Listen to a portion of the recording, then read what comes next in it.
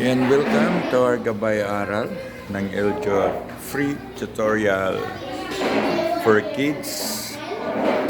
At sa araw na ito ay first day nila for 2024. At ngayon ay nasa orientation na naman tayo dahil may mga bago na nag-enroll sa atin free tutorial. At ayun sila. Yun.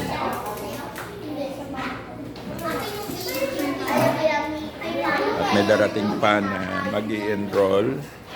Ay.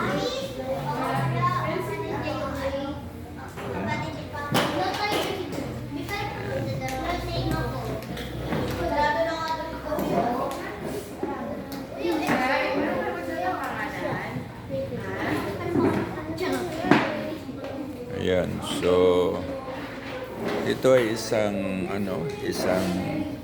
ministry sa mga bata na tumutulong mga bata sa kanilang academic subject nila sa English and Math.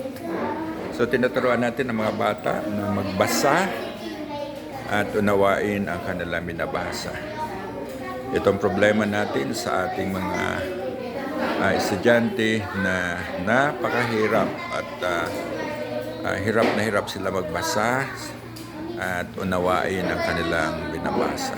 So, dito tayo naaalalay sa kanila para na kung saan ay makatulong tayo sa mga bata at makatulong tayo sa kanilang mga magulang. So, andito ang Gabay Aral ng Eljor para na tutulong sa community para at least maging part tayo sa pagbabago at pag-uunlad ng komunidad sa pamamagitan ng mga bata na ito.